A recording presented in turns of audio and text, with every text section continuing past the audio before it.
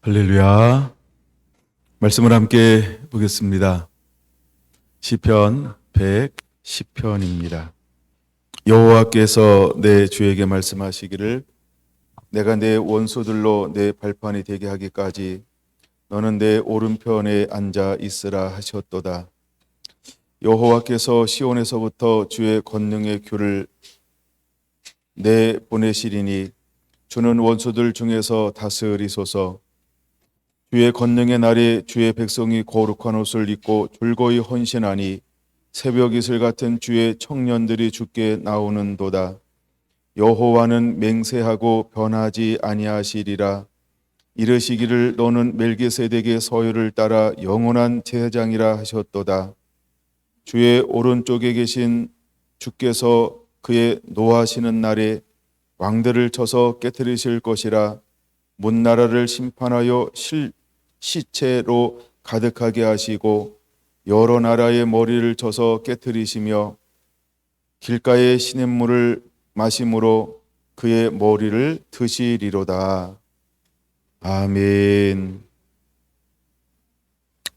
오늘은 거룩한 옷을 입으라. 거룩한 옷을 입으라. 이런 제목으로 함께 은혜를 나누겠습니다. 시편 110편이 묵상하다 보니까 굉장히 깊더라고요. 그래서 오늘은 시편이 110편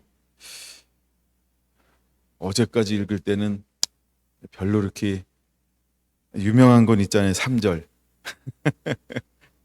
그래서 오늘은 109편 이런 부분들을 한번 다뤄야 되겠다. 이렇게 생각을 했었어요. 왜냐하면 109편 이런 부분을 한번 다뤄보고 싶어요. 얼마나 분노했을 때 그 기도가 니얼한가. 니얼하게 기도하는데 어떻게 기도하냐 하면 정말 이래도 되나? 당신 교회 다니는 사람 맞아요? 이런 거. 예수 믿는 사람 맞아요? 사랑 아니에요? 목사님 맞아요? 장로님 맞아요? 이렇게 될 정도의 기도를 누가 하고 있어요? 다윗이. 누구를 향하여서? 사단을 향해서, 사단의 조종을 당하는 원수들을 향해서, 그 다음에 이스라엘을, 유다를 핍박하는 세력들을 향하여서, 교회를 핍박하고 박해하는 세력들을 향하여서 어떻게 기도하는가? 이런 부분들이 몇 군데 있어요. 몇 군데 있어요. 그래서 오늘은 한번 그런 부분들을 한번 다뤄보는 것도 참 필요하고 좋잖아요. 예, 근데 110편을 오늘 묵상을 하는데, 이 110편이 또 너무 다룰 주제가 많은 거예요. 예, 그래서 109편은 어제 거니까 넘어가고, 그냥 110편을 다뤄야 되겠다라고 생각을 해서 110편 중에서 몇 가지 주제가 있는데, 그 중에서 시간 되는 대로 약간 조금씩 살펴보려고 합니다. 먼저 굉장히 짧아요. 1절 이렇게 말합니다. 여호와께서 내 주에게 말씀하시기를, 이렇게 말합니다. 그러면 1절에 보면 여호와께서, 성부 하나님, 내 주에게, 내 주는 아도나이, 성자 예수님 말씀하시기를, 이렇게 말하고 있어요. 잘 봐야 됩니다. 여호와 하나님이 누구에게 말씀하고 있는 거예요? 주에게. 아도나이, 성자 되신 예수님. 이런 관점으로 이걸 봐야 110편이 풀리기 시작하는 거예요. 이걸 다윗으로 보면 안 됩니다. 예. 그래서 여호와께서 내 주에게 말씀하시기를, 내가 내 원수로 할 때, 내가는 누구예요? 예, 성부. 그렇죠? 여호와 하나님이고, 내는 누구예요? 예수님. 이렇게 봐야 되는 거예요. 자, 내가 내 원수들로 내 예수님의 발판이 되게 하기까지 너는 누구죠? 예수님, 내 하나님 오른편에 앉아 있으라 하셨도다.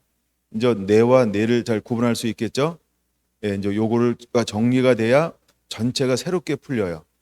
전체가 새롭게 풀릴 수 있어요. 저도 깜짝 놀랐어요. 그래서 저도 계속 묵상하면서 묵상할수록 자꾸 보이기 시작하는 거예요. 묵상할수록 자꾸 보이기 시작을 해가지고 배꼽편을 못 다루는 거예요. 원래는 배꼽편을 다루려고 했었는데 그 다음에 이제 그게 1절입니다. 2절까지 먼저 읽고요. 여호와께서 시온에서부터 주의 권능의 규를 내보내시리니 주는 원수들 중에서 다스리소서. 할렐루야. 자, 이제 이렇게 노래하고 있다라는 것입니다. 자, 그러면 먼저 여호와 하나님께서 말씀하시죠. 여호와 하나님께서 말씀을 하고 있는 거죠. 근데 뭐라고 말씀하고 있냐면 예수님에게 원수들로 예수님의 발판이 되게 하기까지 이렇게 말하고 있어요. 예수님의 발판이 된다. 지난번 성경에는 발등상 되기까지. 이 말은 무슨 말이냐 하면 언어로 보면은 발로 밟는다, 짓밟는다 이런 의미를 가지고 있는 거예요. 예, 그래서 하나님이 발로 밟을 때까지 뭐 하시기를 원하는 거예요? 이제 너는 내 오른편에 앉아 있으라. 그럼 지금 예수님은 지금 어디 계신 거예요? 하나님의 우편에, 하나님의 오른편에 앉아 계시죠. 하나님 편의 오른편에 앉아 계시죠. 그 오른편이라고 하는 것은 보통 이제 이인자라고 하는 어떤 이런 의미가 있죠. 그 오른편에 앉아 계신 분. 근데 예수님께서는 오른편에서 앉아서 무엇하고 계신가요? 중보하고 있다라고 하는 거죠. 예수님은 오른편에 앉으셔서 뭐 하신다? 그는 중보하고 계신다라는 거예요. 근데 오른편이라고 하는 것은 권능, 능력 이런 의미도 있어요. 그래서 이제 오른편에 앉아 있으라 하시는도다라고 말씀을 하고 있습니다. 자, 그러면 예수님께서 누구를 내 발판이 되기까지, 누구를 내 발로 밟을 때까지 오른편에 앉아 있으라 이렇게 말하고 있는 거예요. 원수들로 이렇게 말합니다. 원수가 아니고 원수들로 복수를 말하고 있죠. 그러니까 많은 사단과 그의 무리들, 그 다음에 사단을 쫓는 수많은 타락한 사람들, 그러니까 하나님의 말씀에 불순종하는 수많은 사람들, 미혹당해서 어둠을 따르고 있는 수많은 영혼들, 사람들, 뭐 이런 관점으로 이것을 봐야 되겠죠. 그러면 이 말씀을 보면 무엇이 생각나야 되냐 하면 창세기 3장 15절이 기억나야 되는 거예요. 하나님께서 마지막에 내 발로 밟으리라. 밟는데 무엇을 밟는다라고 말씀하고 있죠. 내 목을 밟으리라 이렇게 말씀을 하고 있죠. 예, 목을 밟으리라라고 하는 것처럼 이것은 영원한 승리 이런 것들을 의미하는 것이죠. 그러면 그 부분을 몇 군데 한번 찾아 보려고 합니다. 첫 번째는 여호수아 10장으로 한번 보겠습니다. 여호수아 10장. 자, 이제 여호수아가 하나님의 말씀을 따라 가나안 땅에 들어갔을 때 어떤 일이 벌어지냐 하면 아모리 사람들을 중심으로 해서 5 왕들이 연합군을 형성을 해가지고 이제 공격하러 옵니다. 그때 어떤 일이 벌어지냐 하면 여호수아가 나가서 해가 뒤로 물러갈 정도로, 그러니까 하나님이 해가 지지 않게 만들었죠. 그래서 그들을 완전히 전멸을 시킬 수 있도록 하나님이 도우시는 역사가 있었습니다. 자, 그러면서 어떻게 하는가? 24절 봅니다. 그 왕들을 할 때 그 왕들은 연합 5개 왕들을 말하는 거죠. 여호수아에게로 끌어내매 여호수아가 이스라엘 모든 사람을 부르고 자기와 함께 갔던 지휘관들에게 이르되 가까이 와서 이 왕들의 목을 발로 밟으라 하매 그들이 가까이 가서 그들의 목을 밟음에 여호수아 10장 25절 여호수아가 그들에게 이르되 두려워하지 말며 놀라지 말고 강하고 담대하라.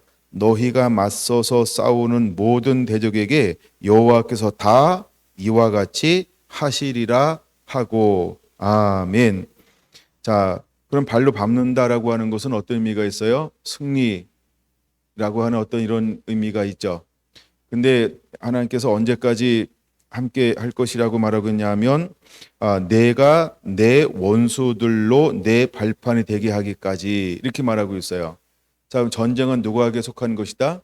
여호와께 속한 것이다. 그러니까 하나님이 싸우실 거라는 거예요. 그렇죠? 하나님이 싸우실 것인데 하나님이 모든 원수를 너의 네가 발로 밟을 때까지, 네가 모든 원수를 물리칠 때까지 이렇게 표현하고 있는 거예요. 그러니까 하나님이 싸우실 거라는 거예요. 하나님이 싸우실 거라는 거예요. 그때까지 너는 내 오른편에 있으라 이렇게 말하고 있어요. 그때까지 너는 내 오른편에 있으라 이렇게 말씀을 하고 있다라고 하는 거예요.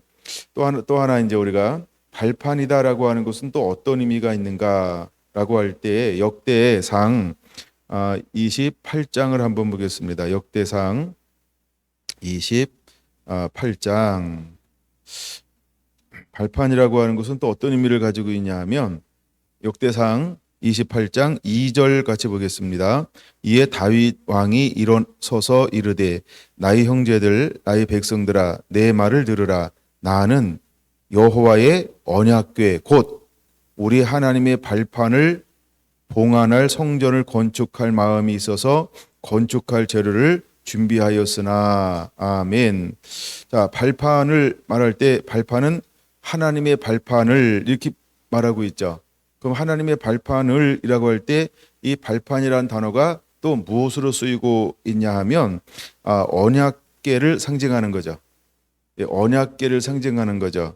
그러니까 하나님의 발판을 봉안할 성전을 건축할 마음이 있어 이렇게 말하죠. 그러니까 하나님의 발판, 하나님이 이 땅 가운데 발로 밟고 서는 곳, 그곳이 어딜까? 하나님의 언약궤가 있는 곳. 그 언약궤는 무엇을 의미하는 거죠? 하나님의 임재죠. 그러니까 하나님이 발판을 봉안할, 즉 하나님이 임재, 발로 밟고 이 땅에 설 때까지 이런 의미가 있는 거죠. 이런 의미가 있는 거죠. 그래서 대적들을 뭐 하는 거예요? 대적들로 내 발판이 되게 하기까지. 그러니까 하나님이 오시면 어떻게 하시겠다는 거예요? 모든 원수들을 발로 밟을 것이다. 모든 원수들을 멸할 것이다. 모든 원수들을 이제는 다 폐위시킬 것이다. 하나님께서 임재하시면 권능의 날에, 진노의 날에 하나님께서 모든 원수들을 다 물리치실 것이다. 이런 의미죠. 근데 그분이 오시는 것 자체가 무엇이냐 하면 영광이고 권능의 날이고 영화로운 날이고, 그러니까 그런 임재를 의미하기도 합니다. 그래서 이제 그러면 하나님께 발판을 밟는데 그것이 언약궤를 봉안할 성전을 이야기한다라고 하면 이사야 66장 1절을 한번 보겠습니다. 이사야 66장 1절은 뭐라고 말하고 있는가? 여호와께서 이와 같이 말씀하시되 하늘은 나의 보좌요. 하늘은 하나님의 보좌로 삼으셨어요. 그럼 땅은 하나님은 뭘로 삼으셨나요? 땅은 나의 발판이니. 그러면 하나님이 하늘에 앉아 있지만 그 발을 늘어뜨렸는데 어디까지 늘어뜨렸어요? 땅까지. 그래서 발로 뭘 하는 거예요? 땅을 밟는 거죠. 땅이 발에 닿았다. 이런 의미가 있죠. 그러니까 우리가 발판이다 그러면 땅, 너희가 나를 위하여 무슨 집을 지으랴? 내가 안식할 초소가 어디랴? 이렇게 말하고 있어요. 그래서 하나님은 하늘을 보좌로 삼으셨어요. 그리고 땅을 자신의 발판으로 삼으셨어요. 하나님은 실제로 어디에 계신 거예요? 땅을 발로 밟고 서신 하나님. 땅을 발로 밟고 서신 하나님인 것을 보여주고 있죠. 그러면서 뒤에 나오는 말이 너희가 나를 위하여 무슨 집을 지으랴? 내가 안식할 처소가 어디랴? 하나님은 이 땅에 거하는 것이 아니라고 하는 것이죠.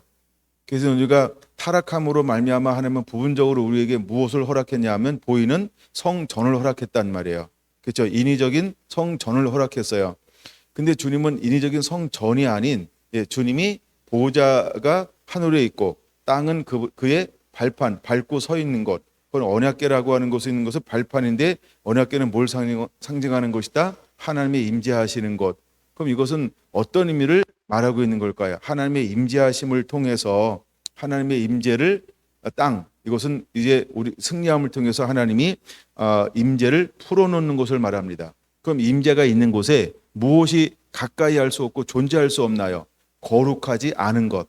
그러니까 거룩하지 않은 존재들이 누구예요? 타락한 원수들.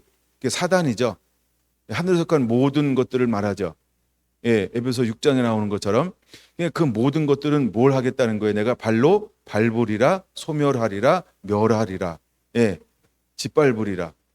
하나님이 이렇게 1절 안에서 표현하고 있다라고 하는 것입니다. 그래서 성경을 제가 일부러 세 군데를 함께 찾았어요. 근데 그럼 신약에서 이것을 하나만 더 찾아보면서 발판이라고 하는 이 부분을 좀 연결을 해주고 나중에 여러분들이 시간 되면 이 말씀을 좀 더 묵상하면 좀 더 많은 이해가 되지 않을까. 최소한 4개의 성경 구절을 알고 있으면 발판이라는 말을 더 많이 이해하지 않을까 이런 생각이 들었어요. 그래서 첫째는 여호수아 10장을 받고, 둘째는 역대상 28장을 받고, 세 번째는 이사야 66장 1절을 봤는데, 사실 이사야 66장 1절에서 좀 더 본다고 한다면 하나님께서 결국은 발판으로 삼으셔서 어떤 사람들을 찾는 거냐, 2절 같은 사람들을 찾는 것이다. 그리고 오셔서 하나님께서 그들을 통하여 뭘 하시겠다는 거예요? 추수하겠다는 거예요. 예, 거기까지 연결이 돼야 되는데 여러분들이 한번 묵상을 해보시고요. 그다음에 사도행전 네 번째 성경 구절입니다. 사도행전 3장 21절 한번 보겠습니다. 그럼 언제까지 하나님께서 이렇게 하시겠냐는 거예요. 21절 봅니다. 하나님이 영원 전부터 거룩한 선지자들의 입을 통하여 말씀하신 바 만물을 회복할 때까지는 하늘이 마땅히 그를 받아 두리라. 이렇게 말씀하고 있어요. 그러면 언제까지라는 거예요? 만물을 회복할 때까지라고 하는 거예요. 자, 그러면 하나님께서 오셔서 내 원수들로 내 발판이 되게 하기까지 너는 내 오른편에 앉아 있으라 하셨도다. 언제까지 앉아 계신 거예요? 하나님께서 만물을 회복하실 때까지라고 하는 거예요. 만물을 회복하실 때까지라고 하는 거예요. 그럼 이것이 어떤 의미가 있냐 하면 우리가 이제 재림이나 종말이라고 하는 관점에서 보면 주님이 오실 때까지, 그러니까 주님이 오실 길을 누가 다 예비하시는 거예요. 여기 문맥으로 보면 시편 110편에 보면 하나님이 주권적으로 모든 걸 행하시죠. 그런 다음에 예수님께서 오시게 만들죠. 그 길을 오시게 만들죠. 그래서 어떻게 예수님의 발 아래 모든 것들이 뭐하게 만들어요? 밟히게 만들죠. 그러니까 예수님은 이기는 자로 오는 거예요. 예수님은 이기는 자로 오는 거예요. 예, 그것을 성경 전체적으로 보여주고 있죠. 예, 만물을 회복할 때까지라고 하는 이런 부분들이 우리가 한번 기억해야 할 것입니다. 자, 그러면서 다시 이제 1절 너는 내 오른편에 앉아 있으라 하셨도다 이렇게 말씀을 하고 있어요. 너는 내 오른편에 앉아 있으라 하시는도다. 오른편이라고 하는 것이 이제 2번 나오는데 단어가 9절에도 나오죠. 주의 오른쪽에 계신 주께서 그의 진노하시는 날에 하면서 3가지 사역을 합니다. 깨트리고 그다음에 시체로 가득하게 하고 깨트리고 이제 3가지 사역을 하는 것인데, 그러니까 오른편에 앉으신 그분이 오른편에 앉아 있으라. 그래서 오른편에 앉아 있다라고 할 때 여기서 나오는 가장 중요한 것 중에 하나가 무엇이냐 하면, 오른편은 여기서 나오는 주된 것 중에 하나는 뭐냐면 중보하는 것이라는 거예요. 중보자의 역할을 감당하신다는 거예요. 예, 중보자의 역할을 감당하신다라고 하는 것입니다. 근데 이제 신약에 보면 예수님을 이야기할 때 메시아를 이야기하는 모티브가 되는 성경 구절 중에 하나가 시편 110편 1절이라고 하는 거예요. 근데 1절 중에 어떤 부분이 모티브가 되고 있냐 하면 너는 내 오른쪽에 앉아 있으라 하셨도다라고 하는 거. 물론 먼저는 뭐냐 하면 예수님이 먼저 있었냐 다윗이 먼저 있었냐 할 때 다윗이 뭐라고 말하죠? 예수님을 뭐라고 불러요? 주 이렇게 부르잖아요. 주인 이렇게 부르죠. 그것을 이야기하면서 인용하는 성경 구절 중에 대표적인 게 무엇이냐면 시편 110편 1절이라고 하는 거예요. 자, 그 부분을 좀 몇 군데 좀 찾아보려고 합니다. 마태복음 22장 44절 봅니다. 마태복음 22장 44절 43절부터 볼까요? 한 번만 그냥 풀로 한번 볼게요. 41절부터 볼게요. 바리새인이 모였을 때 예수께서 그들에게 물으시되 너는 그리스도에 대하여 어떻게 생각하느냐? 누구의 자손이냐? 대답하되 다윗의 자손이니이다. 이르시되 그러면 다윗의 성령에 감동되어 어찌 그리스도를 주라? 칭하여 말하되, 이제 주라 칭한 게 이해가 된 거죠. 예수님을 주라고 칭했죠. 그러면서 44절 거기 보면 기억이라고 있죠. 쭉 내려가면 어디 걸 갖다 이렇게 인용한 거예요? 시편 110편 1편이라고 하는 게 나오죠. 그러면 44절 주께서 주께 이르시되 내가 내 원수를 내 발 아래에 둘 때까지 내 우편에 앉아 있으라 하셨도다 하였느냐. 다윗이 그리스도를 주라 칭하였은즉 어찌 그의 자손이 되겠느냐 하시니 한 마디도 능히 대답하는 자가 없고 그날부터 감히 그에게 묻는 자도 없더라. 이렇게 말합니다. 그래서 그리스도와 다윗이 자손인 것 부분에서 다룰 때 바로 이 말씀을 이제 인용을 하고 있다라고 하는 거죠. 마태복음 26장 64절, 26장 64절을 한번 보겠습니다. 64절이 있을까 생각하고 찾아봐야 됩니다. 길기 때문에. 자, 예수께서 이르시되 내가 말하였느니라. 그러나 내가 너에게 이르노니 이후에 인자가 권능의 우편에 앉아 있는 것과 하늘 구름을 타고 오는 곳을 너희가 보리라 하시니. 아멘. 그가 어디에 계시다고요? 권능의 우편에 앉아 있는 곳을 보게 될 것이다. 이렇게 말하고 있어요. 그렇죠? 그래서 그는 발 아래 밟을 때까지 어디 있을 것이다? 내 우편에 앉아 있으라 하셨느니라 라고 하는 것처럼 그분은 하나님의 우편에 여전히 앉아 계시다라고 하는 겁니다. 자, 이제 이런 말씀이 마가복음에도 있죠. 12장입니다. 마가복음 12장 35절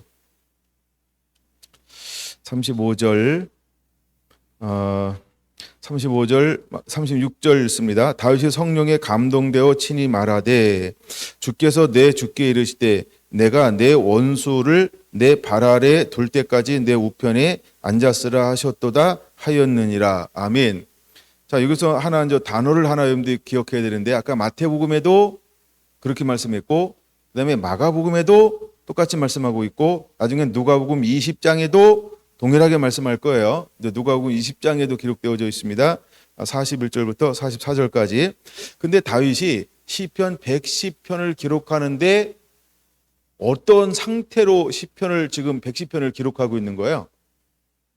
성령에 감동되어서 그거를 보라는 거예요.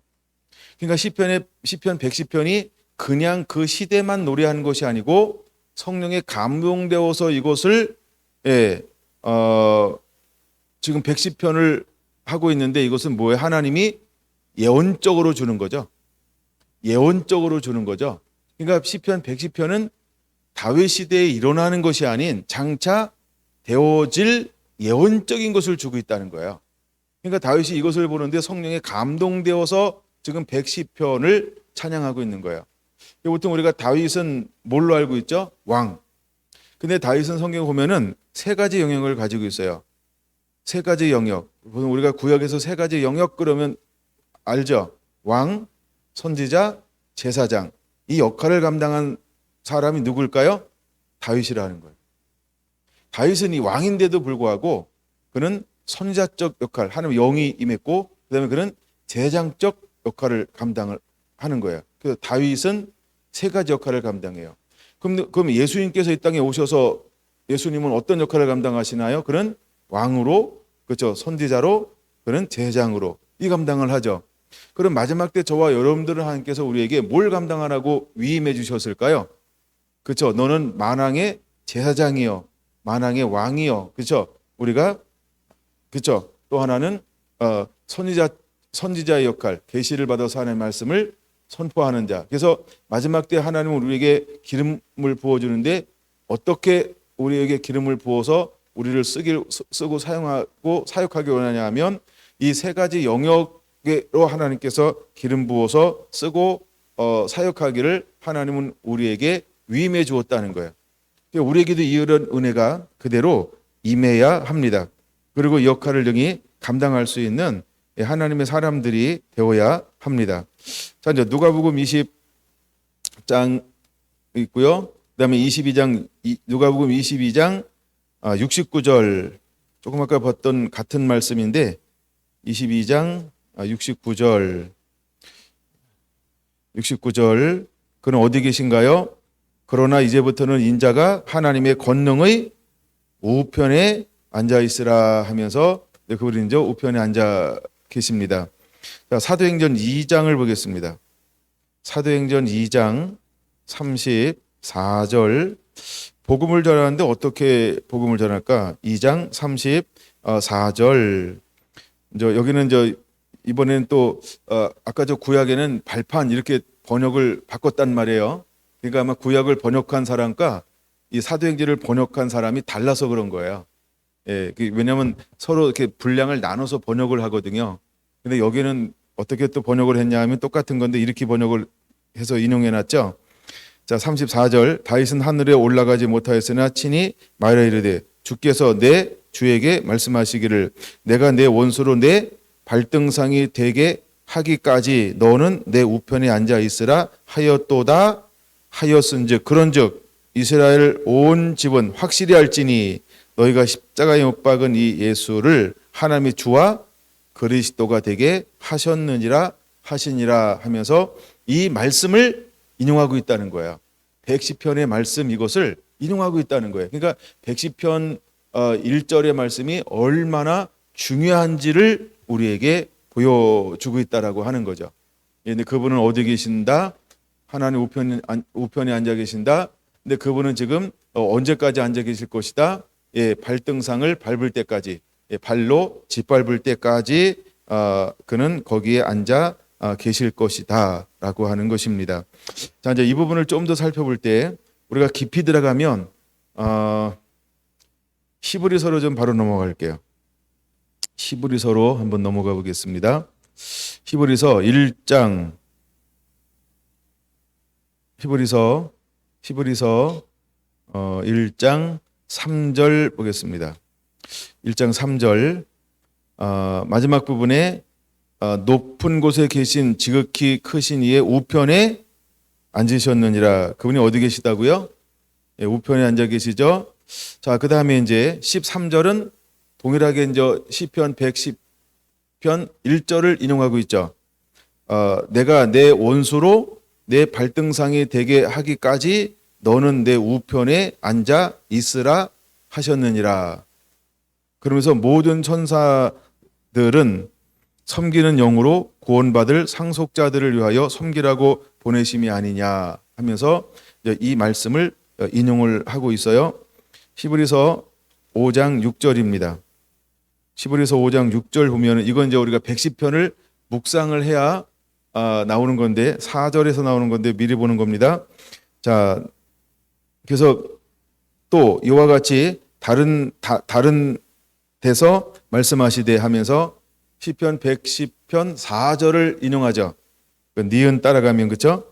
내가 영원히 멜기세덱의 반차를 따르는 제사장이라 하였으니 하면서 이제 영원한 제사장 대신 예수 그리스도는 어디를 따라 영원한 대제장이 됐을까라고 할 때 그는 멜기세덱의 반차를 따라라고 말하면서 그 영원한 대제사장이 된 것에 대해서 계속 말씀을 하고 있습니다. 그 다음에 7장 17절 봅니다. 증언하기를 그 기억 나오죠. 기억은 어디를 따라갔어요? 시편 110편 4절 따라가죠. 내가 영원히 멜기세덱의 반차를 따르는 제사장이라 하였도다. 20절 또 예수께서 제장이 되신 것은 맹세 없이 된 것이 아니니 그냥 맹세라는 단어를 좀 표시를 해놔야 됩니다. 그 다음에 그들은 맹세 없이 제장이 되었으되 오직 예수는 자기에게 말씀하신 이로 말미암아 맹세로 되신 것이라. 주께서 맹세하시고 뉘우치지 아니하시니 내가 영원한 제사장이라 하셨도다. 22절 이와 같이 예수는 더 좋은 언약의 보증이 되셨느니라. 25절 그러므로 자기를 힘입어 하나님께 나아가는 자들을 온전히 구원하실 수 있으니 이는 그가 항상 살아 계셔서 그들을 위하여 간구하심이라 하면서 지금 예수님께서 우리를 위해서 무엇을 하고 계신가라고 할 때 7장 25절과 그 옆에다가 적어놓으세요. 성경 구절 하나. 로마서 8장 34절. 로마서 8장 34절, 히브리서 7장 25절 옆에 로마서 8장 34절 이렇게 적어 놓으세요. 예. 그 로마서 8장 34절은 뭐냐 하면 예수님께서 지금도 우리를 위해서 중보하고 계십니다라고 하는 중보하고 있는 그 성경의 구절입니다.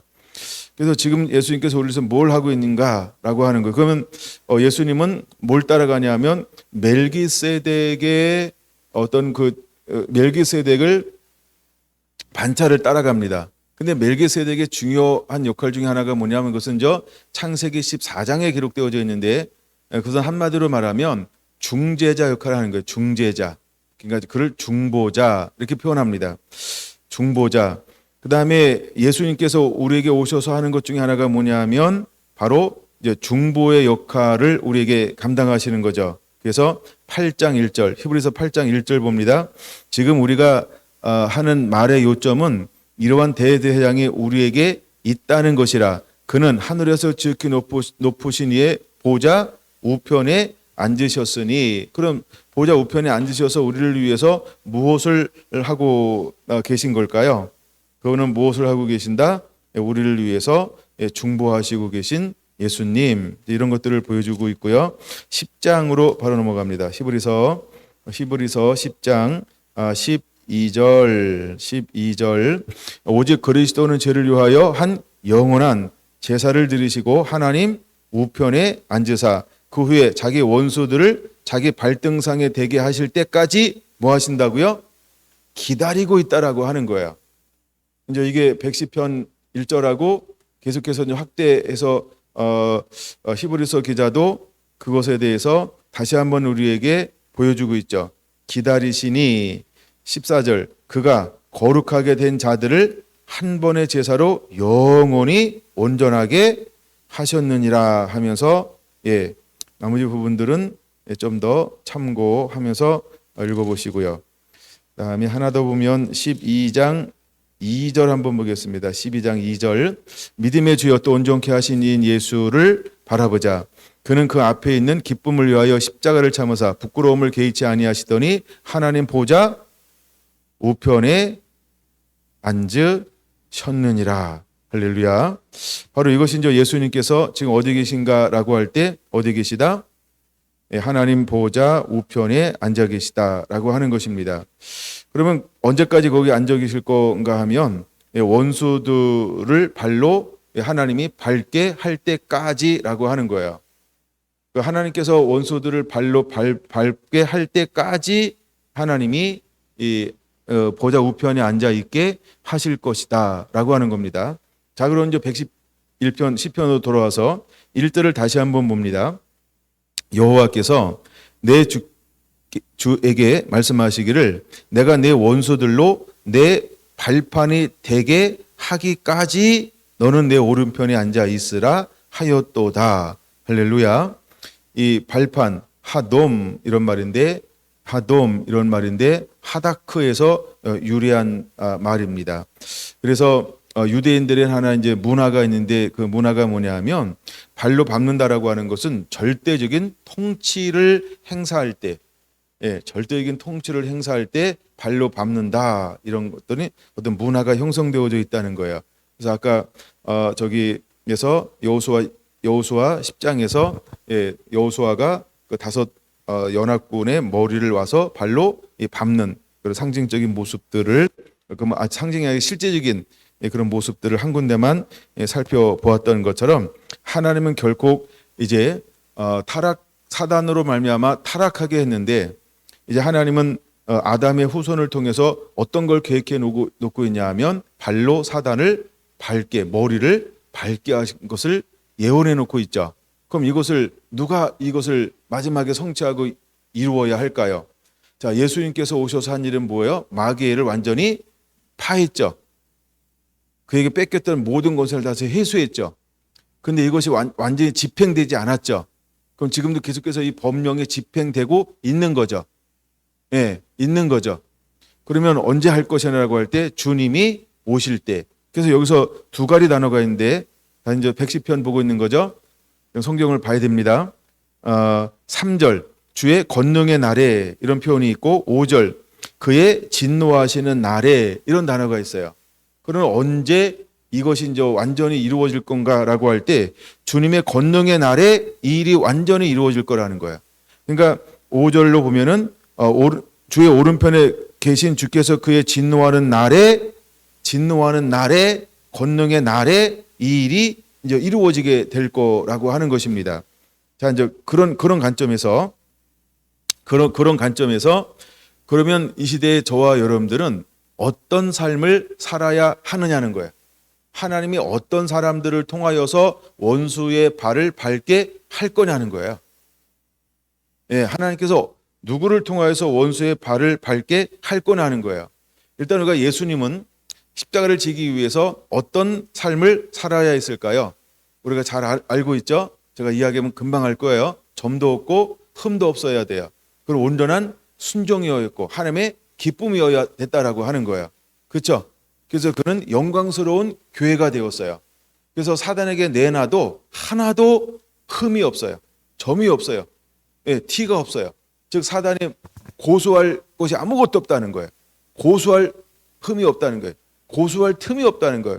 이걸 우리가 이제 다른 말로 다시 쉽게 우리가 일반적으로 많이 적용하는 말로 가져오면 어떻게 이걸 적용할 수 있냐 하면 예수님은 한 번도 하나님의 말씀에 불순종하는 것이 없다는 거예요.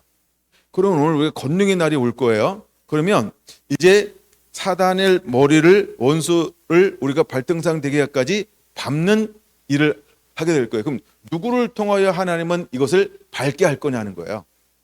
누가 사단을 밟을 수 있을까요? 누가 밟을 수 있을까요?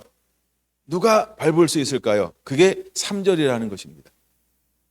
누가 그걸 밟게 할 거라는 거예요. 근데 3절을 보기 전에 2절 건너뛰었죠? 2절 먼저 보는 거예요. 그래서 2절 여호와께서 시온에서부터 주의 권능의 규를 보내게 될 거예요. 여호와께서 시온에서부터 주의 권능의 규를 뭐 할 거라고요? 내보낸다고 말씀하고 있어요. 그 내보낸다 이 말은 뭐예요? 누구한테 이것을 권능의 규를 내보낸다 뭐란 거예요? 누구한테 나눠주는 거죠. 누구한테 위임하는 거죠. 예, 누구한테 주는 거죠. 그럼 이걸 무슨 규라고 표현하고 있어요? 권능의 규라고 말씀하고 있어요. 그게 굉장히 중요합니다. 자, 여러분 우리가 이제 성경 안 찾아보고 말로만 할게요. 여러분들 여기 있는 분들은 말로만 해도 충분히 이해할 수 있는 분들이기 때문에 그럼 마태복음 28장에 보면 예수님께서 제자들을 파송할 때 무엇을 줬을까요? 권세와 능력을 주었죠. 그게 뭘까요? 이 권능의 규를 준 거예요. 이게 권능의 규라고 하는 거예요. 규는 누가 갖는 걸까요? 왕이요, 통치요, 지배권이요, 다스리는 사람이요. 그래서 어느 때가 되면 하나님은 우리에게 위임해 줄 사람에게 뭘 줄 거냐 하면 통치권을 줘요. 지배권을 줘요. 다스리는 걸 줘요. 근데 그 통치권을 가지고 첫 번째 하는 일이 뭘 할까요? 크게 두 가지 일을 할 것인데 하나는 추수하는 일을 할 것이고 하나는 멸하는 일을 할 거란 말이에요. 규라고 하는 건 두 가지예요. 대통령이 하는 일이 뭐예요? 국민들을 잘 살게 하는 거고 대적으로부터 국방력을 키워서 뭐 하는 거예요? 국민을 보호하는 거죠. 똑같은 거예요. 그래서 하나님은 우리에게 규를 줘서 뭘 할 거냐 하면 성도는 성도되게 하고 성도는 더 풍성하게 하고 하나님의 은혜로 하늘의 은혜로 말씀으로 그다음에 이 땅에 있는 모든 것으로 하늘에 있는 모든 것으로 누리는 삶을 살게 만들어주고 그다음에 우리를 침범하고 우리를 미혹하고 우리를 유혹하고 우리를 타락하게 하고 우리를 넘어지게 하려고 하는 모든 어둠의 세력들은 철저하게 멸하고 쫓아내고 박살내고 발로 밟고 그것이 주의 권능을 내게 내보내리니 이 의미예요. 이게 2절이에요. 하나님은 그 사람을 찾는 거예요. 어떤 사람? 하나님의 규를 나누어 줄 사람. 하나님의 통치권, 지배권, 이 권능을 나누어 줄 사람을 하나님이 지금 찾고 있는 거예요. 그래서 110편은 신약에 보니까 이것이 다윗이 어떻게 쓴 거라고요? 성령의 감동을 받아서. 예, 기억해야 됩니다. 그냥 쓰여진 게 아니고 그냥 즉흥적으로만 워낙 시를 잘 쓰니까 습관적으로 이런 게 아니고요. 성령의 감동하심으로. 그러니까 110편이 이것이 굉장히 중요한 시편이라는 거예요.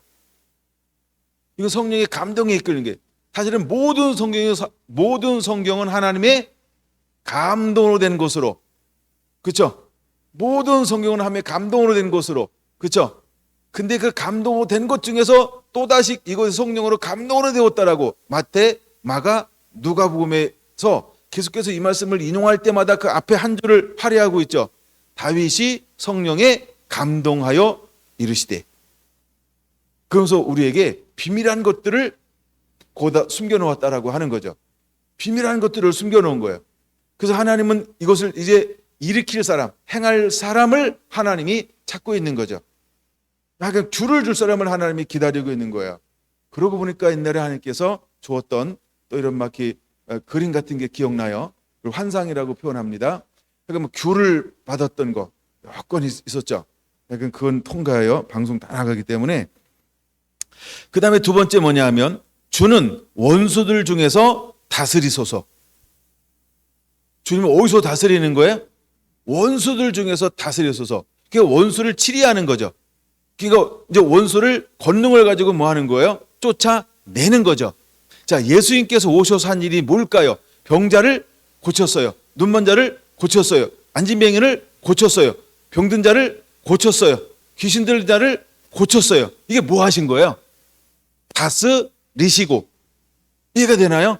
그러니까 예수님께서 하신 일이 뭐냐면 사단을 쫓아내는 거죠.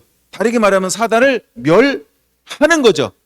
실제로 예수님께서 이 땅에 오셔서 무엇을 했을까? 사단이 하는 일을 멸했다라고 하는 것입니다. 사단이 하는 일을 멸했다라고 하는 거죠. 그래서 사단이 그러는 거예요. 예수요, 내가 당신이 누군지 압니다.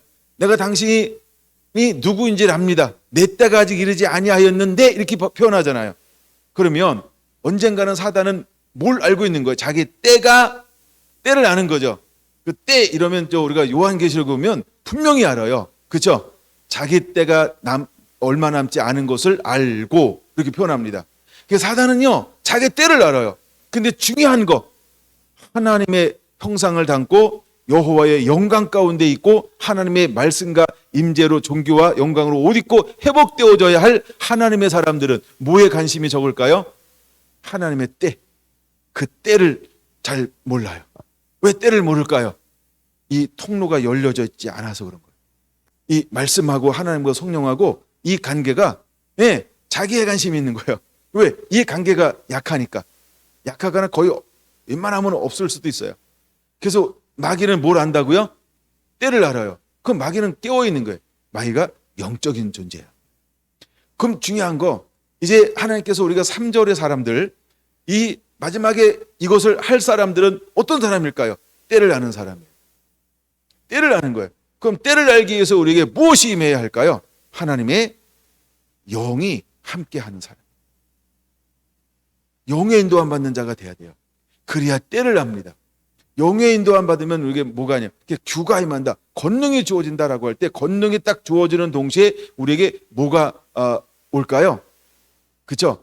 하나님이 뭘 원하는지, 사단이 뭘 하기를 원하는지 그걸 영으로 아는 거예요. 그래서 우리는 끊임없이 뭘 하는 삶을 살게 될까요? 뭘 하는 삶을 살게 될까요? 중보자의 삶을 사는 거예요. 중보자의 삶을 사는 거예요. 중보가 뭘까요? 하나님의 뜻이 이 땅에 이루어지게 하여 주옵소서.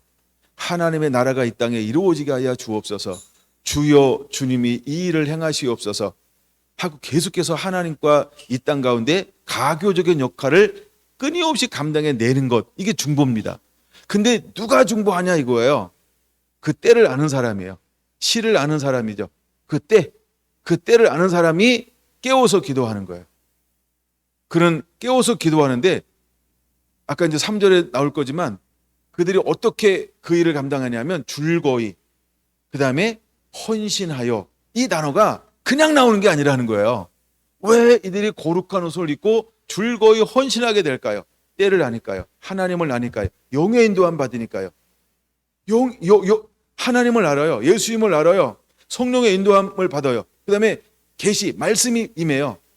그러니까 그들은 거룩한 자라고 하는 건 뭐냐면 그냥 거룩한 자예요.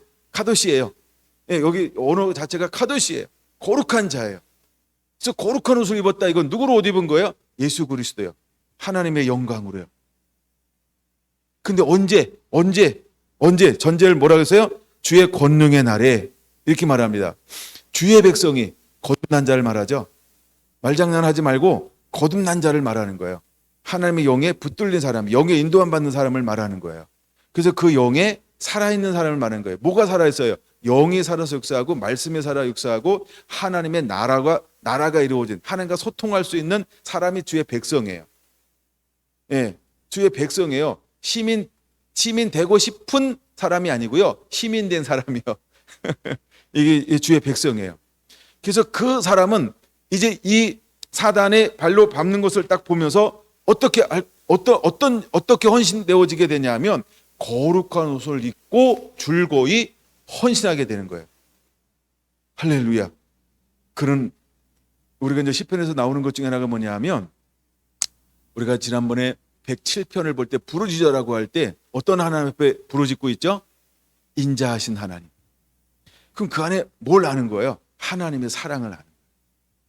하나님이 얼마나 사랑하는지를 아는 거예요. 그래서 줄거이 거룩한 옷을 입고 헌신할 수 있는 거예요. 우리가 이제 예수님께서 12 제자와 70인 제자들에게 권능을 준 다음에 어떻게 하죠? 파송하죠. 그들 나갈 때 어떻게 나갔을까요? 줄거이 나가죠. 그다음에 더 줄거이 나갈 때 언제 나가죠?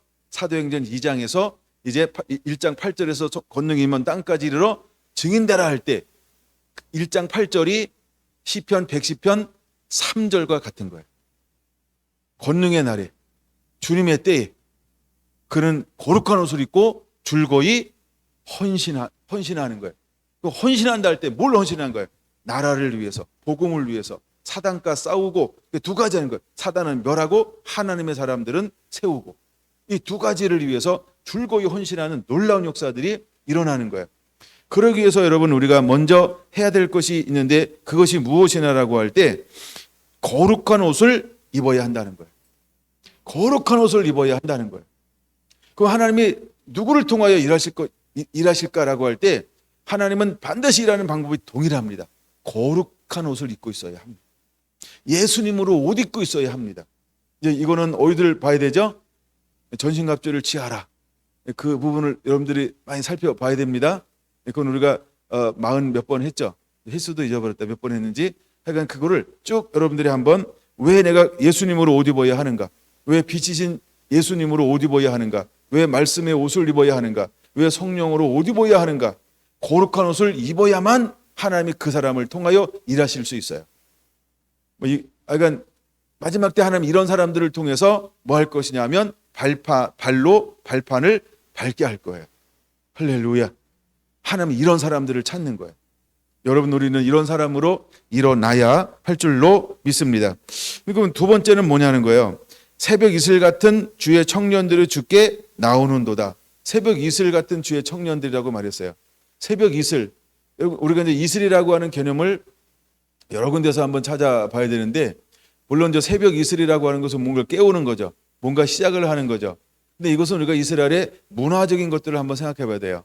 그럼 성경에는 이슬을 갖다가 인용하는 부분들이 여러 군데인데 창세기 27장 28절 29절 볼 때 그죠? 하늘의 이슬과 땅의 기름짐이며 하면서 축복을 선포할 때 블레싱 할 때 하늘의 이슬과 이렇게 노래하고 있어요. 그들은 이제 사막기 후예요. 근데 모든 것은 아침에 내리는 이슬을 통해서 하루 종일 뭘 하는 거죠? 생명을 유지하는 거예요. 매일매일 새롭게 살아가는 거죠. 또 이슬은 하나님은 뭐라고 하냐면 하나님의 은혜라고도 말씀을 합니다. 그러면 새벽 이슬 같은 주의 청년들이 주께 나오는도다. 그들은 그럼 뭘 소유하고 있는 거예요? 그들은 뭘 소유하고 있어요? 마른 땅을 적실 수 있는 메마른 사람들을 가서 이슬처럼 그들을 그쵸? 이 이슬의 역할을 감당하는 거죠. 이슬의 역할을 감당하는 거예요. 제가 실제로 사망이 아닌 광야를 걸어본 적이 있어요. 광야 이스라엘 가지고 광야를 걸어본 적이 있는데 지난번 얘기했죠. 내가 뭘 가져왔다 그랬잖아요. 주워서. 그때는 얘가 사모님이 주방 앞에다 놨는데 물 좀 넣어가지고 그랬더니 아침에 나가서 소리를 지르는 거예요. 왜? 애들이 막 돌아다녀가지고요. 근데 거기 메마른 광야예요. 메마른 광야예요. 근데 그게 뭘 먹고 산다고요? 이슬 먹고요. 근데 마지막 때 하나님께서 어떤 사람들을 일으킬 거라고요? 이슬을 가지고 있는 하나님의 사람들을 찾는 거예요. 그럼 이슬이다라고 할 때 이슬은 뭐냐 하면 하나님의 계시예요. 하나님의 말씀이에요. 이슬은 하나님의 은총이거든요. 하나님의 것을 가지고 있는 거예요. 하나님의 것을 가지고 있는 거예요. 그래서 새벽 이슬 같은 것은 그것을 소유한, 그 말씀을 소유한 거룩한 사람에게 하나님께서 입맞춰서 주는 그것을 소유한 사람이에요. 예를 들어서 계시록 12장에 나오는 어린 양과 그의 피로 어린 양과 그의 피로 이기는 자, 이런 사람들이 새벽 이슬과 같은 주의 청년들이라는 거예요. 근데 왜 이 사람들을 청년이라고 표현하고 있을까요? 왜 청년이라고 표현하고 있을까요? 여호수아가 몇 살이었다고요? 근데 그를 뭐라고 불러요? 다음 세대. 그를 뭐라고 부른다고 우리가? 청년이요. 여기서 말하는 주의 청년은 영을 말하는 게 아니에요. 육적인 나이가 젊다 이런 걸 말하는 게 아니에요. 그치, 주의 손에 붙들려서 뭐 하는 거예요? 하나님 나라를 위해서 헌신할 수 있는 사람, 일할 수 있는 사람, 육을 위해 살지 않고 나라를 위해서 헌신하고 일할 수 있는, 그 안에 뭐가 있어요? 하나님의 도우심을 받으며 하나님의 권능으로 옷 입고, 왜? 구애받지 않고 마음껏 일할 수 있는 이 사람들을 말을 해요. 이 사람들을 말하는 거예요. 그래서 여호수아가 가나안 땅을 점령해 들어갈 때 95세였다고 말씀을 드렸죠. 예, 95세입니다. 그다음에 아론이 형이에요, 동생이에요? 그렇죠. 동생 아론이 아니고 여호수아와 갈렙. 좀 헷갈렸어요. 예, 갈렙이 동생이라는 거예요. 예, 근데 보통 우리가 갈렙 선교회는 시니어잖아요. 여호수아 선교회는 영합니다, 아주. 예. 근데 여기서 말하는 주의 청년이라고 하는 것은 그런 걸 말하는 거예요. 하나님의 메시지를 가졌어요. 마지막 때 말씀을 가졌어요. 예를 들어 누가복음 24장 같은 사람들을 말을 해요. 사도행전 1장에 나오는 이 말씀의 문이 열려서 성령의 권능으로 옷 입은 이 사람들을 말하는 거예요. 이 사람들이 어디로 가요? 새벽 이슬같이 나가요. 새벽 이슬같이 새벽 이슬, 뭐 새벽을 깨우리다 이런 것들인데 하루를 시작하는데 여명을 깨워요. 근데 그것으로 생명을 나눠주는 거예요. 그래서 새벽 이슬은 생명을 나눠주는 자. 그냥 여러분들이 복잡하면 생명을 나눠주는 자, 이거 하나만 해도 정확하게 기억하면 다른 걸로 헷갈리지 않아요. 새벽 이슬 같은 주의 청년들이 나오는 듯 할 때 그는 생명을 주는 자예요. 예, 생명을 주는 자를 말하는 거예요. 예, 하나님이 이런 사람들을 일으키게 될 거라는 거죠. 언제? 권능의 날이에요. 권능의 날이에요. 그래서 권능의 날과 진노의 날은 두 가지 의미가 있어요. 제가 이제 주석을 여러 군데 찾아봤더니 이건 두 가지 의미가 있다라고 학자들이 이렇게 이야기하더라고요. 물론 제가 더 깊이 연구를 하지 않았어요. 근데 110편을 읽다 보니까 이게 연구할 게 너무 많은 거예요. 갑자기 이것도 보이고 이것도 보이고 이것도 보이고 이것도 보이고, 발판이라고 하는 거 하나만 가지고도 야, 이거 참 오래도록 다룰 수 있겠다. 막 발판이 굉장히 중요하게 보이기 시작하는 거예요. 예. 그러니까 110편이 갑자기 막 많이 보이기 시작해가지고 제가 충분히 이걸 소화를 못했어요. 너무 많은 게 보이고, 그 다음에 이것 자체도 그냥 권능의 날이 뭔가, 진노의 날이 뭔가라고 할 때 학자들의 견해는 두 가지가 있다. 하나는 마지막 때, 재림 때 이렇게 보는 견해도 있고, 그다음에 권능의 날, 진노의 날은 언제나라고 할 때 지금이라는 거, 지금이 권능의 날이다라고 하는 거예요. 그럼 지금 누가 일어나야 돼요? 새벽 이슬 같은 주의 청년이 일어나야 돼요. 근데 그냥 청년이니까 일어난다고 해서 되는 게 아니라 그는 무엇을 옷 입고 있어요? 무엇이 준비가 되어 있어요? 거룩한 옷이요. 그러니까 내가 거룩함으로 단장이 된 거예요. 하나님과 친밀함이 단장이 되었어요. 내가 육을 위해 사는 게 아니라 영을 위해 사는 사람이에요. 거룩함으로 옷 입고 있다니까요. 예수님으로 옷 입고 있다니까요. 전신 갑주를 옷 입고 있다니까요. 하나님의 영광과 존귀가 회복이 되었다니까요. 이 사람 거룩한 옷을 입고 줄거이 헌신해요. 줄거이 헌신하여 기꺼이 줄거이 헌신해요. 누구처럼? 모세처럼요. 누구처럼? 여호수아처럼요. 줄거이 헌신합니다. 하나님께서 모세를 불러요. 그 다음에 그는 어떻게 헌신할까요? 씨름할 때만 씨름하는 거죠. 그 다음에 그는 어떻게 헌신해요? 줄거이 헌신하잖아요. 여호수아도 갈 때 두려워하지 말라, 놀라지 말라 말하잖아요. 근데 실제 나갔을 때 그는 또다시 그 말이 반복되나요? 뭘 할 때마다 그 말이 반복되나요? 아니죠. 그럼 그는 어떻게 하는 거예요? 줄거이 헌신하는 거예요. 뭐에 헌신하는 거예요? 부르심에, 하나님 말씀에. 그럼 여러분, 우리에게도 동일한 역사가 일어나야 돼요. 줄거이 헌신하는 역사가 일어나는 것입니다. 그 다음에 성령이 임해서요, 사도들이 어떤 삶을 사나요? 줄거이 헌신하죠. 사도행전 2장 41절부터 보세요. 기쁨으로, 그렇죠? 자원함으로 드리더라. 자기 소유를 내 것이라 여기지 아니하고 드리더라. 이게 뭐예요? 줄거이 헌신하고. 바나바가 변화가 돼요. 근데 이거 어떻게 헌신해요? 줄거이 헌신하죠. 하나님 사도 바울을 들었어요. 그 다음에 신라와 여러 가지 이제 사역자들을 붙여줘요. 어떻게 헌신합니까? 줄거이 헌신하죠. 할렐루야. 그럼 오늘을 위해서 추수꾼이 되어서 능력에 붙들린 사람들은 어떻게 사명을 감당하게 될까요? 그렇죠? 줄거이 헌신할 거예요. 하나님은 이런 사람들을 찾는 거예요. 이런 사람들을 찾는 거예요.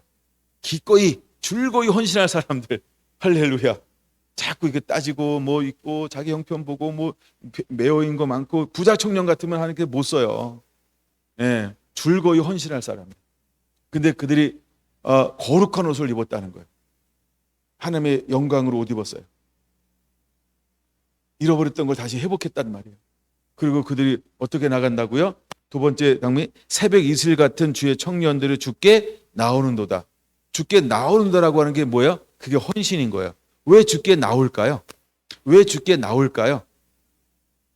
새벽 이슬 같은 주의 청년들을 주께 나오는도다. 이렇게 말하고 있죠. 왜 나올까요?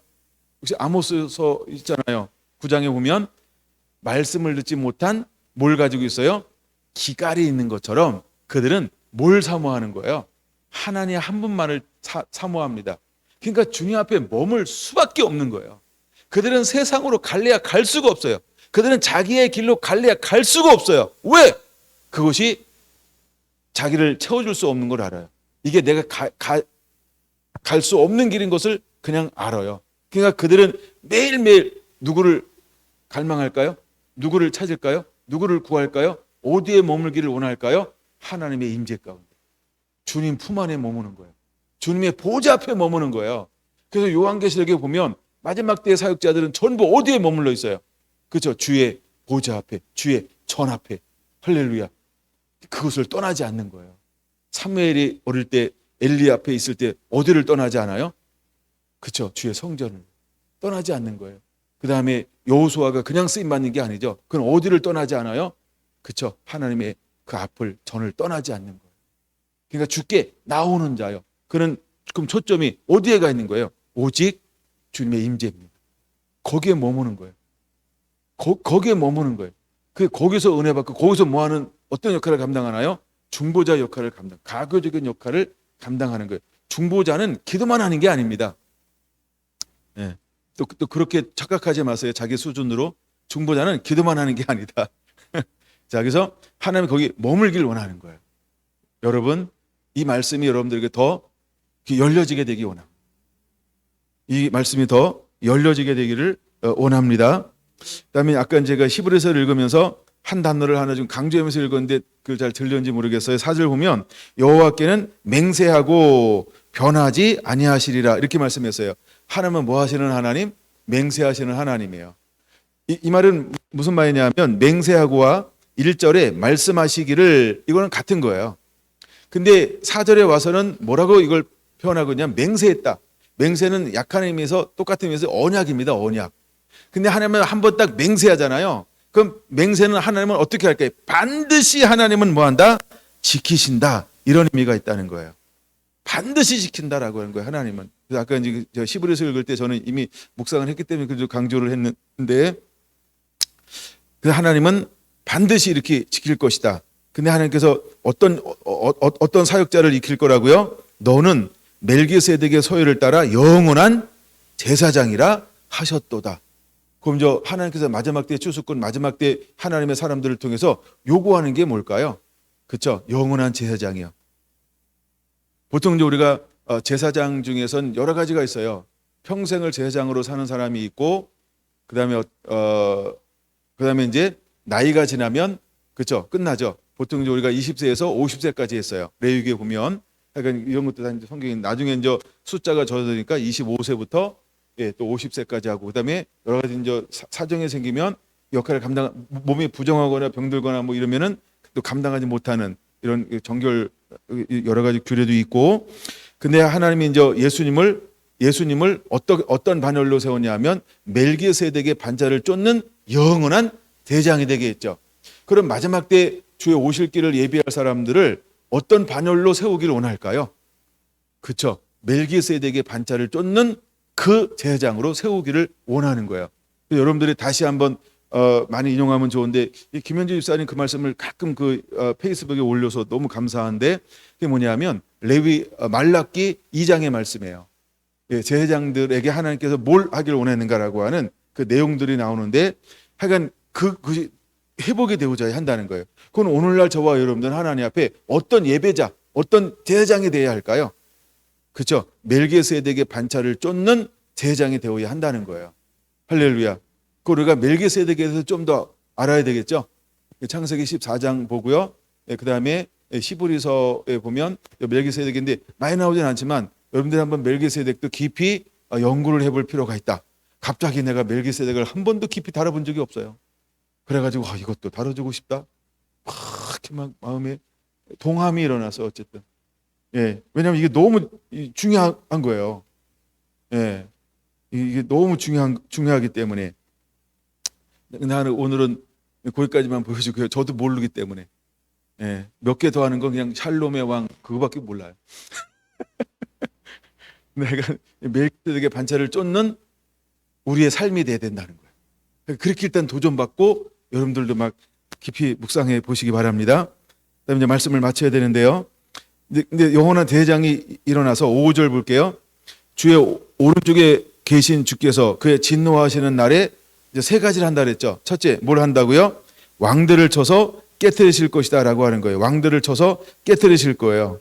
왕들을 쳐서 깨트릴 거예요. 이 왕들은 왜 깨트릴까요? 깨트린다라고 하는 이 말은 뭐냐면 다시 일어나지 못하게 할 것이다, 이런 의미가 있어요. 다시 일어나지 못하게 할 것이다, 이런 말씀이 있어요. 그러면 그들이 다시 일어나지 못하게 할 때 어떤 권세로 그들을 깨트릴까요? 이걸 성경에는 이런 표현이 있죠. 시편에도 하나 있고 요한계시록에 2장 27절 하나만 적어놓으세요. 철장 권세, 이런 거 있죠. 그래서 하나님이 그들을 다시는 일어나지 못하도록 마지막 때 뭘 깨트릴 거예요? 예, 왕들을 쳐서 깨트리실 거예요. 여기서 왕들이다라고 하는 건 뭘 말하는 거예요? 잘못된 통치력을 행사하는 사람들이요. 잘못된 통치력을 가지고 있는 사람들이요. 이해가 되시나요? 잘못된 통치력을 가진 사람이요. 김일성 같은 사람이요.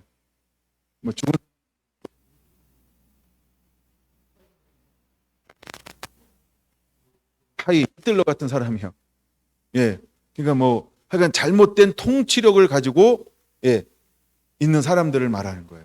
만약에 우리가 어떤 영향력을 미치는데 이걸 잘못되게 간다 그러면 그 사람, 근데 마지막 때 안 하면 뭘 하겠다는 거예요?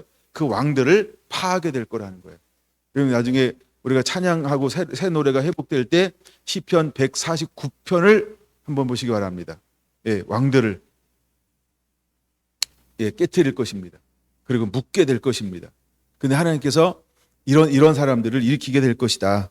그 다음에 두 번째는 문 나라를 심판하여 시체로 가득하게 할 것이다 라고 말하고 있습니다. 뭘 한다고요? 문 나라를 심판하여 시체로 가득하게 할 거라는 거예요. 이거는 다른 말로 말하면, 성경을 좀 찾아보면 많이 이해가 되는데, 참고 성경을 하나 가르쳐 드릴게요. 그러면 에스겔서 39장. 에스겔 39장. 나중에 여러분들이 한번 읽어보세요. 그러면 이건 뭘 말하는 거냐면 하나님의 거룩함을 드러낼 것이다. 하나님의 거룩함을 드러낼 것이다 라고 하는 겁니다. 그다음에 세 번째는 뭘 할 거냐면 나라의 머리를 쳐서 깨트릴 거예요. 왜 나라의 머리를 칠까요? 여러 나라의 머리를 쳐요. 머리를 친다 라고 할 때 뭐가 생각나야 된다 그랬어요? 창세기 3장 15절. 뱀의 머리를 밟을 거라고 하는 것처럼 모든 그들의 진원지를 하나님께 철저하게 진멸해 버릴 거라는 거예요. 모두가 다 나쁘지 않아요. 그렇죠? 추종하고 그러는 거예요. 근데 그 앞잡이들이 있어요. 앞잡이들이 있어요. 하나님의 그 머리를 칠 거라는 거예요. 제가 이제 지난번에 기도할 때 그러잖아요. 우리가 나라가 잘못될 때 1000명의 지도자만 어떤 영향력을 행사할 수 있고, 대통령에게 영향력을 행사할 수 있고, 예를 들어 모든 정부가 방향을 이끌어가는데, 경제를 이끌어가는데 약간 영향력을 행사할 수 있는 모든 사람들 중에 한국에 영향력을 행사할 수 있는 1000명만 하나님을 경외하면 한국은 하나님의 기뻐하는 나라로 갈 수 있습니다. 그렇죠? 중요한 거예요. 때로는 대통령이 안 바뀌어도 상관이 없어요. 대통령이 영향을 주는 사람이 있어요. 어떤 판단할 때, 근거를 줄 때, 그렇죠? 혼자 그렇게 하지 않아요. 혼자 그러면 대통령이 바뀌면 되고요. 근데 영향을 주는 사람이 있잖아요. 그러니까 이런 사람 1000명만 바뀌면 한국은 하면 기뻐하는 나라가 될 수 있다. 교회도 마찬가지 아닌가요? 그다음에 가정도 마찬가지 아닌가요? 뭐 가정에 일이 안 되는 이유는 남편 생각과 아내 생각이 서로 다르니까 일이 안 될 수 있잖아요, 그렇죠? 그러면 뭐가 바뀌면 돼요? 아내가 바뀌든 남편이 바뀌든 둘 중에 하나 바뀌는데, 하여간 둘 중에 하나 바뀌면 좋은 쪽으로 가든지 안쪽으로 가든지 어떤 가긴 갈 거 아니에요, 그렇죠? 서로 안 바뀌면 각자 가는 거고. 그러니까 하나님 기뻐하는 곳으로 가는 방법은 뭐예요? 하나로 누군가 마음이 바뀌면 되잖아요. 그건 우리가 보이는 싸움을 하는 게 아니라 무슨 싸움을 해야 돼요? 안 보이는 싸움에서 생각을 바꾸는 중보자가 돼야 되는 거예요. 할렐루야. 계속해서 우리가 중보로 계속해서 때리면 누가 역사할까요? 하나님이 역사합니다. 믿습니까? 하나님이 역사합니다. 믿습니까? 내가 하려고 하지 마세요. 내가 하려고 하면 싸움밖에 안 일어나요. 예, 그다음에 나중에 물어봐요. 나 상처받았어 이럴 거 아니에요, 그렇죠? 근데 우리가 기도하면 뭐라고 말할까요? 은혜 받았어 이렇게 할 겁니다. 여러분들 은혜를 주는 자가 되어야 합니다. 그래서 기도로 바꾸는 자가 돼야 돼요. 기도로 바꾸는 자가 돼야 돼요. 할렐루야. 사실은 110편에는 뭐가 숨어져 있냐 하면 중보자가 숨어져 있어요. 예, 110편에는 중보자가 숨어져 있어요.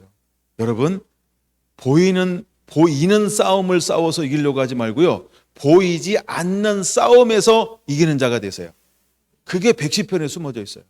그래서 여러분들이 보이지 않는 싸움에서 이기는 자가 되어야 할 줄로 믿습니다. 할렐루야, 할렐루야. 예, 그다음에 이제 그 세 가지. 7절은 잘 모르겠다고 길가의 시냇물을 마심으로, 길가의 시냇물을 마심으로 그의 머리를 드시리라. 머리를 든다라고 하는 것은 이겼다, 이런 의미가 있습니다. 기도하겠습니다.